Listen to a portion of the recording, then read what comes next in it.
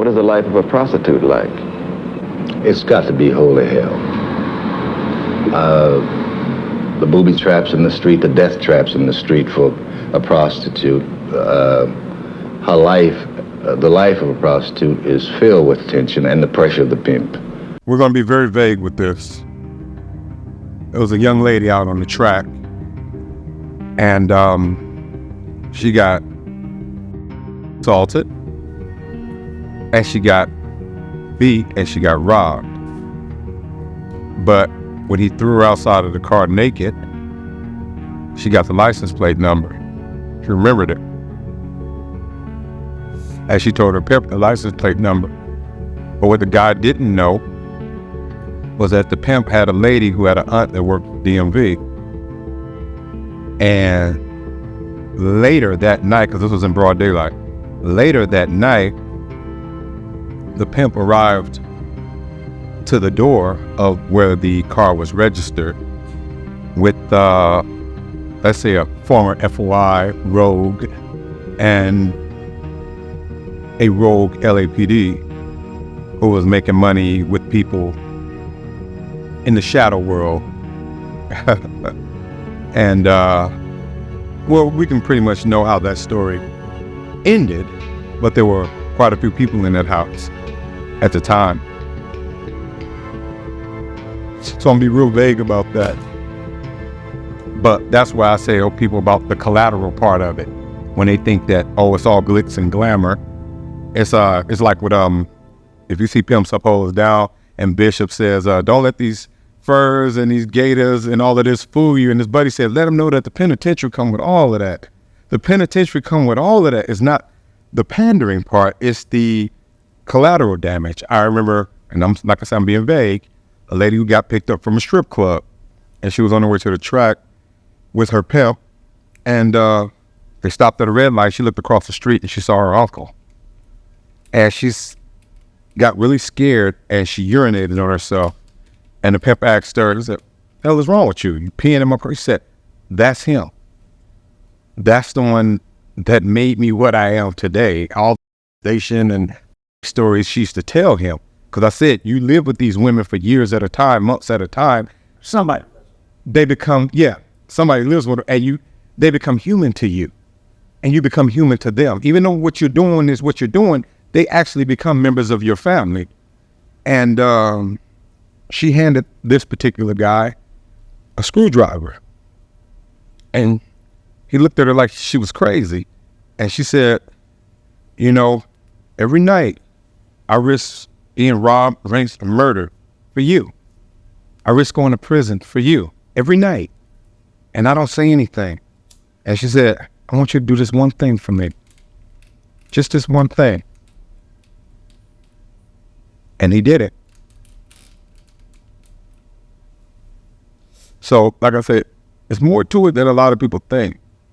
They see the pink suits, they see the players ball, but it's other things. Now, even from an economic standpoint, if she's making you between stripping and the track $1,500 easy. What is the life of a prostitute like? It's got to be holy hell. The booby traps in the street, the death traps in the street for a prostitute. Her life, the life of a prostitute is filled with tension and the pressure of the pimp.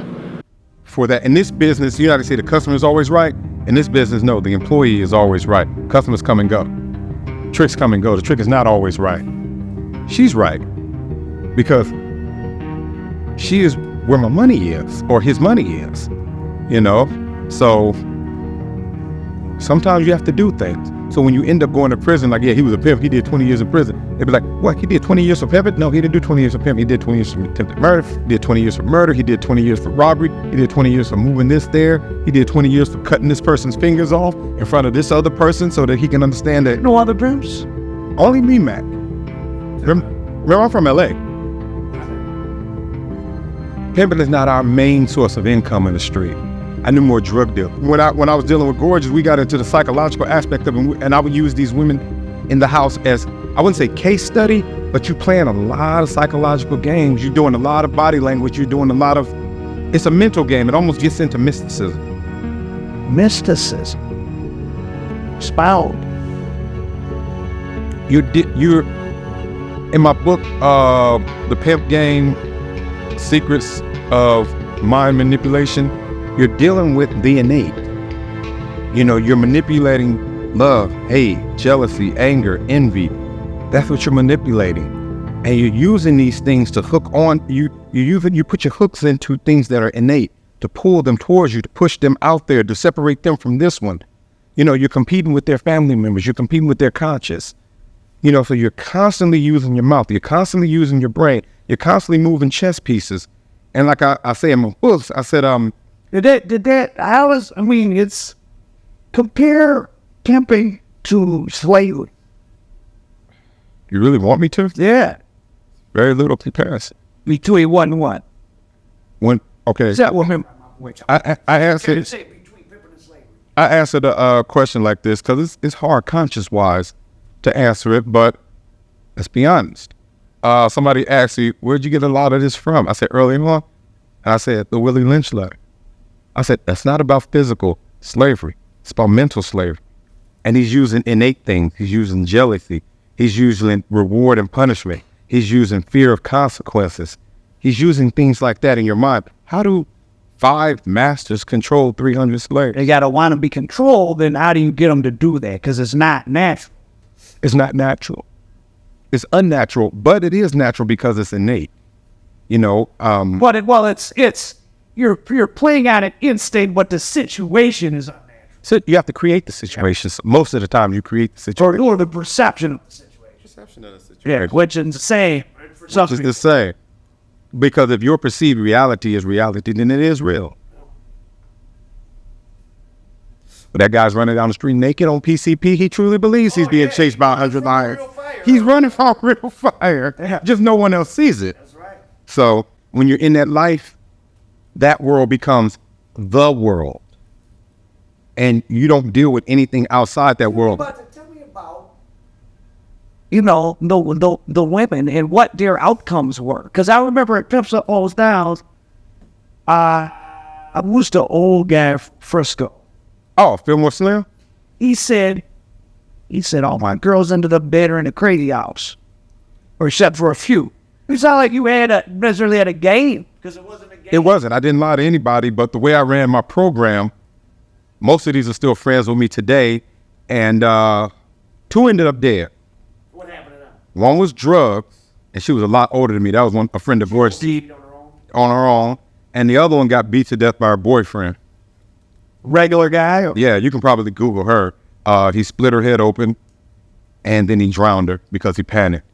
He was a regular guy. And she was in porn, and she was working, and she was stripping, and they got into an argument over what she was doing, and he hit her one time too many. But, like, actually doing it? No. Now, the crazy house? Several. But a lot of these women were crazy before they got there, and unfortunately, I put an exclamation point on it because I justified their insanity to make it seem sane. So if a woman, like, it's one thing to be... But both of them got married and stuff. They had active or on drugs, but, like, for a youngish, even like, just moderately, slightly attractive woman, if they have any normalcy, it's pretty easy. It's easy for a girl to have a couple dudes, give them some pussy once a month, and get the card on the rate paid. What is the missing thing that makes a girl like, oh, I want to live in this situation and walk up and not figure out and get in and out of cars? They never had a family. They had a fucked up family. That's the Hollywood narrative. Okay, so what's the real? It's exciting and fun, and they don't want to admit that. They do it because they like doing it. I did it because I like doing it. I did it because it made me feel powerful. I did it because it was fun, and I didn't care what I was risking. The risk wasn't even acknowledged. I did things in broad daylight. Everything I did was because that world seemed so normal. I didn't function outside of that world. It goes from the street walking prostitute or the boyfriend pimp all the way up to, let's say, the Larry Flints and the Epsteins and everything in between. That's all I knew. What's different about L.A. than anywhere, especially in general, but also specifically? Any pimping wise? No. L.A. The culture. L.A. is a microcosm of the entire world. You got everybody in LA from Scandinavians to pygmies. And like I tell them, you can pimp in Detroit, you can pimp in Chicago because you're somebody and a star. When you're in LA, you're competing against Kevin Costner. You're competing against Meryl Streep. We have real stars. We have Hollywood right down the block. So you have to have a lot of psychological power to make a girl get out of a Trix Rolls Royce with his money to get into a man's Cadillac that's 8 years old. Why would she wouldn't she stay this way if it was economic? Well, if what she was looking for was money, but that's not what they're looking for. No, it's never what they're looking for. That's why they can give you all the money. Because the trick just pulled, if it would have been a different woman at her on the corner or at the hotel or at the phone number, it would have been her, so she's not actually special. She doesn't want the guy in the Rolls Royce because she doesn't want the money. She wants the life and the lifestyle. Make something to feel like she's important. The guy with the rolls, she's just a product off the shelf. With me, she has my undivided attention. And she's helping, at least in her head, maybe it's too hot. Either, so you can tell, it's two different types of women in the life. And you can tell by the way they talk to you. Either they call you daddy or they call you baby. Now, the older ones used to call me baby, and I got into that role where you're teaching me. And then the other ones would call me daddy. I got into that role where I'm teaching them. Yeah, gorgeous. And I had an auntie-nephew relationship. She's 20 years older than I am. Huh? Did you have sex with her sometimes? Occasionally. But it wasn't. It was kind of like you had to. It was like we did it to clear the air. Because that's the only time her emotions were involved. She couldn't have emotional sex with anyone else. So the sex was different. So you were fulfilling a need for her. Yeah, that's what you're doing with all of them. You're closing that big hole inside of them. And it's never economic. It's never economic. See, I can give you what your parents didn't give you, and that's my undivided attention. No matter how much money you came from. They didn't love you like I do. They didn't talk to you for 6 hours. They didn't split nobody's head open like I did. You can call the police and the guy go to jail. You can call your father and he'll tell you not to do it no more. You call me and I'm going to put his brains in the street. And I'm going to do it just for you. What do I have to do that? What do I have to do for that? Oh, I'll tell you later. I'm sorry about when I laugh, it's not related to comedy. I have that Joker thing. It's just any kind of. You're gonna do well. You could definitely make a living on camera. You mean everything to me, and I'm not lying about it. You do mean everything. No, you do, because they're your income.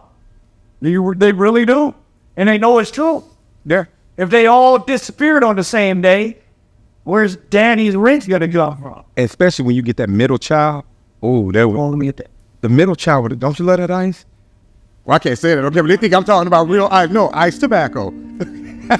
It's just tobacco. You can buy it at any 7-Eleven or whatever. But no, the ones that really were easy, not so much easy to manipulate, control, but I would say the loyalists were the middle children. The Jan Bradys, I call them. Because you're not the baby, you're not the oldest, and you're usually not the most attractive. But in my presence, you're the most attractive. In my presence, you're the center of attention. Now, why would she want to go home after that, no matter how big the home is? What's the difference between a black and a white or black and non-black?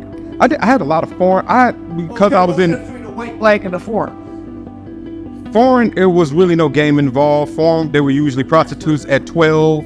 And this was a profession. This was long time ago. Yeah, I had a lot of Eastern European women. One in particular that was in her 50s. She looked like she was about 30. And this was a profession, no more than a doctor or policeman. You know, I'm a prostitute. I work for you now. And that's that. I need you to do X, Y, Z. Okay. I mean, it was... That was more of a total business relationship. Total. No psychological nothing, no... Didn't need to do nothing. No. Mickey, what's next assignment? Such. Okay. What about the white women? More troubled? I noticed in jail... I mean, anyone can fall victim to drugs, so there's a lot of people in jail that just are normal and got into drugs. But of like the criminals, the white guys are more there's less of them, but they're more trouble. Yeah, I didn't deal with a lot of those because still coming from my family background, like when people say, I'll tell them, my thug years was maybe 18 months. I'm a criminal aristocrat. I said I've broken laws, hearts, and jaws, but I've never broken a verb. I said, no, I come from My grandmother has a college degree. She has a master's degree. My parents have a master's degree. My baby mama's a doctor. I said, so this was a choice, but I was in high school 6 years. And I'd already been shot, stabbed, and more fights than you got fingers and toes, you know. The yard, I've been stabbed through the face, you know, they tried to assassinate me, though, but, you know, you should go see the other guys. But yeah, I'm still here, but I'm numb from here down. It actually pains me to talk. Give us a highlight reel of the porn stuff. Oh, when I met the other woman in my 20s, she introduced me to Ron Hightower, and she had already had a website. And I said, you know Ron Hightower, the Ron Hightower? I said, so you know how to take this, he knows how to take this little stuff that you do and get it to the shelf. So I started, you know, covering my music business long time ago. You know, with Microsoft, I was here in distribution. I was here in wholesaler. I was here in retailer. I was hearing all of this is legal. All of that was going through my head. I said, introduce me to him. And he came by the house one night. He saw some of the amateur stuff I had recorded. He said, this is some good stuff. He said, but hang with me for a little while. You know, your camera's a little shaky. Your equipment's a little obsolete. I can bring you up to that level and I can introduce you to a couple of clients that will buy some of this stuff for you at this price. And the rest was history. You know, I just started getting this offer and that offer. And then a lot of the girls that used to work for me in the houses, I made them all porn stars. And like I told somebody I was talking to, I said, how much would you pay to have sex with a Puerto Rican girl? He said, $300. I said, how much would you pay to have sex with Cardi B? And he said, 20, 30, 40,000. I said, okay, see, I'm the guy that's gonna make that Puerto Rican girl Cardi B. And I said, I didn't have a music company, but I had a porn company, so I could put her on the box cover and let hundreds of thousands of people know who she is. So, you know, she's not just Jane Doe anymore. Now she's Candy Apple or this starlet. And people are flying in from all over the world, not country, world, because in other countries, they didn't separate their videos from adult films and what they call regular movies. If you go to Bangladesh, if you go to the Middle East, if you go to Europe, you're right next to Meryl Streep. So all they know is she's been in 13 movies, she's been in 60 movies. So their videos are not separated. So they actually see you as a star. So they'll fly in and spend 10, 20 just to be with that particular girl who was just walking the track a couple of months ago. And I said, instead of turning dates all night, why don't you turn one date, let me record it, and I put it on the box cover and we move 20,000 units at $5 a piece. Why don't we do that? And that money comes back in 60 to 90 days. But I said, guess what? It's only 4 to 5 scenes per movie, and each scene is an hour's worth of time, so we can shoot a movie every day. I said, why don't we do that? So, things went to another level because of that, you know? So, you know, Brother Beck, your autobiography, Pimp, which you wrote, it may have encouraged a lot of young brothers to become pimps. How do you feel about this?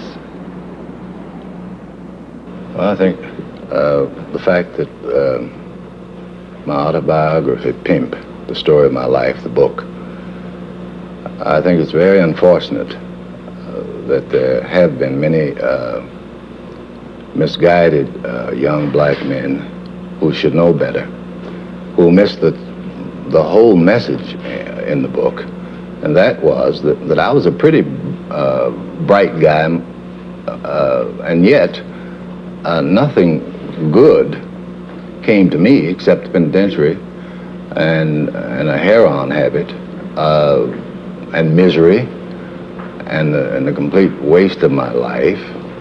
And it's just incredible that, but of course, when you're street poisoned,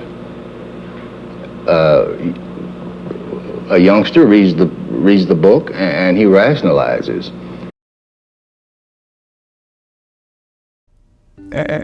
Like I said, once I hit my 20s, I got off the street. I never went back to the street. It was in call with porn stars, out call with porn stars, and the prices went up with a zero behind them. I want you to fast forward us to, I want to end high. I don't want to go infinitely. So I want to this is so strong. Let's go to your last case. Which, that one? And be it for. Okay. Are we start now? Well, my last case, I had squared up before that. I just stopped. You know, the woman I was with, we just stopped. I was filming her, and I said, you know what, I'm tired. You know, I've been a career criminal from age 13 to now. And I said, I've taken a few little breaks, but I ran back to it because when you're good at something, you don't want to leave. And I said, I'm tired. You know, I was doing the back and forth Mexico thing. I was doing, all of this was going on at the same time. And I said, I'm just tired. And what I didn't want to be was these 60, 70-year-old guys with the flamboyant suits on. Yeah, I'm not saying that. With the Arrested Development, still using lingo from the South. I said, you somebody's grandfather. You look ridiculous. You move up. Supposed to have one or stop. Yeah, I mean, matured and progressed. I don't mind you being a drug dealer in your 70s. I have a problem with you selling rocks in your 70s. How? I mean, if you worked at Walgreens, you would have moved up to manager by now. You're still on the floor, you know, clean up aisle 5. Really? So, no, I didn't want to be there. So I told myself, at 40, I'm going to stop all. And I stopped all of it. I had money left over, quite a bit, and I was living below my means. So I said, okay, I'm just going to write. This is what I want to do. This is what I wanted to do since age 5, and I got distracted. So I said, I'm going to write, because the original Pimp Game instructional guide came out in 98. Along for the Ride, I wrote in 99. I didn't publish another book until 2018, getting out of prison. We must have a rationale for stupidity. Anytime we do something stupid, we first got to convince ourselves that we've got to do that stupid thing. So they rationalize, oh, this stud, I'm hipper than this. I won't get cracked. You know, I won't get caught. I won't go to the joint. I won't go to the penitentiary. I won't use drugs. I won't use heroin. I won't get hooked. I won't be a junkie. I'll be cooler, you know? Said the dude is righteous, but I'm more righteous. You know, so I'm more together than this dude. So this dude is old, you know. You see, this is rationale, and that's unfortunate. In L.A., where I've been living for the last 10 years, just hordes of youngsters approach me on the street. And they try to pick my brain for the hidden treasures they think are buried inside my skull. And I always slap their wrist before they reach for it. And I try to dissuade them. But if you're street poison, I mean, you're just street poison, and you ain't gonna give up your stupid dream of something for nothing. I stupidly tried to get something for nothing. And any time that you try to get something for nothing, you're gonna suffer one way or another.